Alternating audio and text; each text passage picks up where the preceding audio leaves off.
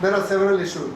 But to overcome these problems of the official liquidator, for the first time professionals have been brought in under this, so that professionals like chartered accountants, company secretaries, advocates can be appointed as company liquidators, so that they will be able to play a role and expedite the whole process, and then they will be accountable for that, for the winding up of the company, and perhaps they may be able to adhere to the provisions of the Act.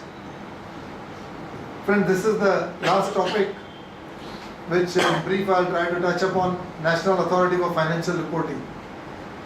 I think at one level I feel quite disturbed when you read this kind of provision, when you really go into the detail. Substantive powers of the CA Institute have been taken over by the government through this particular provision. And for all practical purposes, they have created three committees: Committee on Accounting Standards, Committee on Auditing Standards, Committee on Enforcement. Now, on all these three subjects, this particular body becomes the final authority. Whatever this body decides, accounting standards, auditing standards, and enforcement, and particularly in the context of enforcement, the kind of powers which have been given to this body are among us, and the kind of penalties which have been provided, with having for a individual chartered accountant minimum 1 lakh rupees going up to 5 times the professional fees received, or in case of a firm going up to 10 times the fees received, and apart from that debarring from membership, etc. All these powers have been given to this particular body, and this body of course will comprise of people from different SEBI nominee, RBI nominee, MCA nominee, government nominee, etc., apart from nominee of the CA Institute. But basically majority who have nothing to do with the profession of chartered accountants. It is the non-chartered accountants who will be deciding the fate of chartered accountants.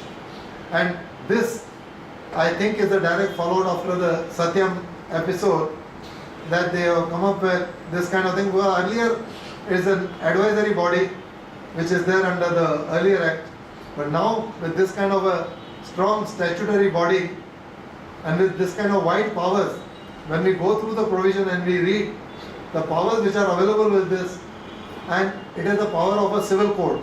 It can summon anybody, and failure to appear has its own consequences. If it is done fairly and properly, it's fine.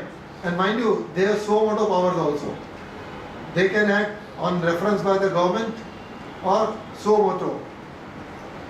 So normally they are supposed to be inspecting the records of large audit firms who have got more than 200 audits or 20 or more listed company audits per annum, or than any company referred by the government, or any suo motu inquiry based on the information they may receive, and then initiate that inquiry against those particular audit firm and the company, and everybody is expected to cooperate with this, otherwise there could be consequences.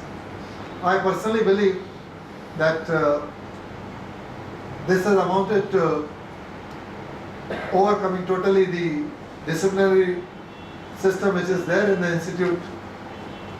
Although in normal course disciplinary proceedings will continue there, here it is particularly based on what the national authority believes.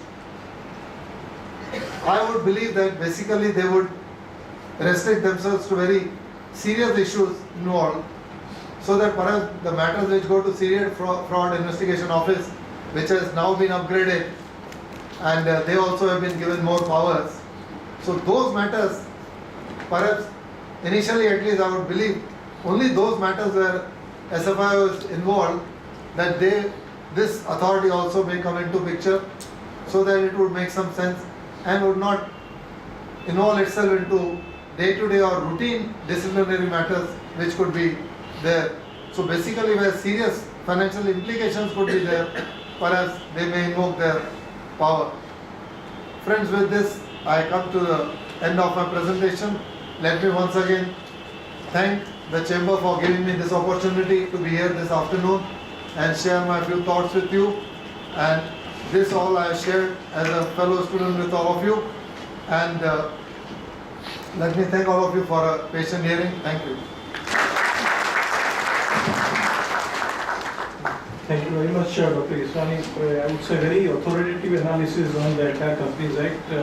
When we all know now what is in store for all of us, for the companies. Dr. Israni gave overview of the Companies Act and now some of the important topics, which he dealt with. We have independent session like CSR, we have full 2-hour sessions. So similarly, important definitions, all those key aspects, including CFO and senior and personal, all the sessions are there for such topics. Thank you very much, sir, for very, very elaborate and authoritative analysis. Before I request Hitesh to propose vote of thanks, after the vote of thanks, we'll break off about 20 minutes. Please reassemble at about 5:50.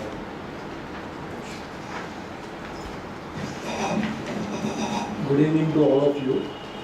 It's a pleasure to have Dr. Israni before us on the subject overview of the Companies Act in spite of his busy schedule. He has taken us through the various aspects of the Companies Act and various nitty-gritties involved in that in a very beautiful manner. This shows his command over the subjects, and I am sure that we all have been enlightened from his talk. I now, on behalf of the Chamber of Tax Consultants, propose a hearty vote of thanks and request all of you to carry out this vote.